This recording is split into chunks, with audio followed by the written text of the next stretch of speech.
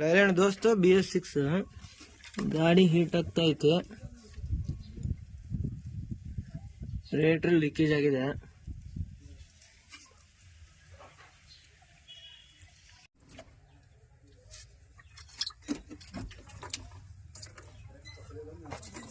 ಅದೇ ಇಲ್ಲಿ ಲೀಕೇಜ್ ಅಂತ ನೋಡ್ಬೋದು.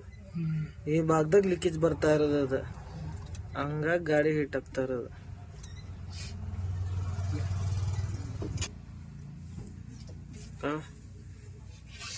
ಇದ್ರಾಗೂ ಆಗ್ಲೈತೆ ನೋಡಪ್ಪ. ಗಾಡಿ 80,000 ಕಿಲೋಮೀಟರ್ ಚಿಲ್ಲರೆ ಓಡಿದೆ. Timing belt, water body. ಇದೇ ಗಾಡಿಗೆ ರೇಟ್ ಚೇಂಜ್ ಮಾಡ್ತಾ ಇದ್ದೀವಿ. ಟೈಮಿಂಗ್ ಬೆಲ್ಟು, ವಾಟರ್ ಬಾಡಿನ ಹಾಕ್ತಾ ಇದ್ದೀವಿ.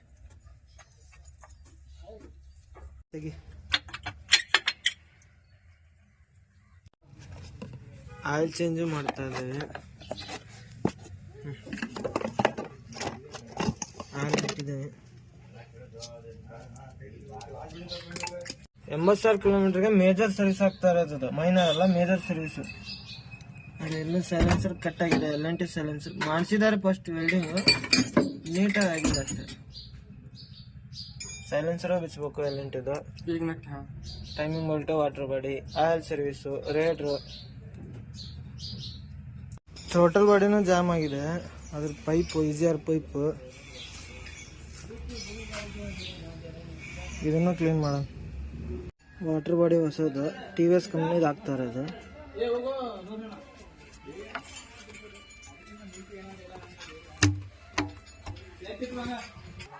ಇದು ಹಳೇದಿದೆ ನೋಡಿ, ಅಲ್ಲಿ ಕಟ್ಟಾಗಿ ಬರ್ತಾ ಇದೆ. ಹೌದಲ್ಲ, ಹಳೇದು. ಇದು ಹೊಸದು.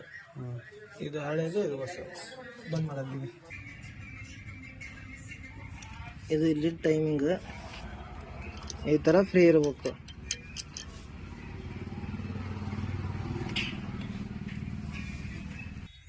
ಥ್ರೋಟಲ್ ಬಾಡಿನ ಕ್ಲೀನ್ ಮಾಡಿದ್ದೇವೆ, ಒಳಗು ಹೊರಗು. Silencer ಕಟ್ಟಾಗಿತ್ತು, welding ಮಾಡಿಸಿದ್ದೇವೆ.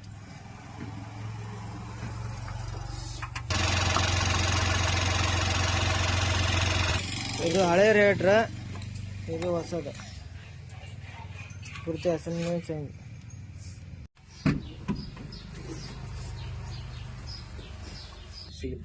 ಇದು ಪವರ್ ಸ್ಟೀರಿಂಗ್ ಬೆಲ್ಟ್, ಇದು ಹೋಗೈತಿ.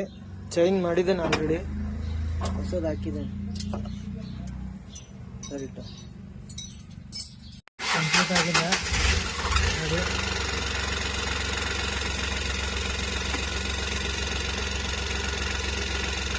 ಪೂರ್ತಿ ಕಂಪ್ಲೀಟ್ ಆಗಿದೆ ಗಾಡಿ. ಈಗ ನೀವು ಫ್ಯಾನ್ ಚಾಲು ಆಗೋ ಮಟ್ಟ ರನ್ನಿಂಗ್ ಇರಲಿ. ಫ್ಯಾನ್ ಆನ್ ಆಗುತ್ತೆ, ಫ್ಯಾನ್ ಏನೆಲ್ಲ ಆನ್ ಆಯ್ತು, ಕಂಪ್ಲೀಟ್ ಆಯ್ತು. ನೀರು ಹೊರಗೆ ಬರ್ತಾ ಇಲ್ಲ. ಪೂರ್ತಿ ಕಂಪ್ಲೀಟ್ ಆಯ್ತು. ಯಾವುದೇ ಥರದ ಲೀಕೇಜ್ ಇಲ್ಲ. ಕೂಲೆಂಟ್ ಆಗಲಿ, ನೀರಾಗಲಿ ಯಾವುದೇ ಥರದ ಲೀಕೇಜ್ ಇಲ್ಲ.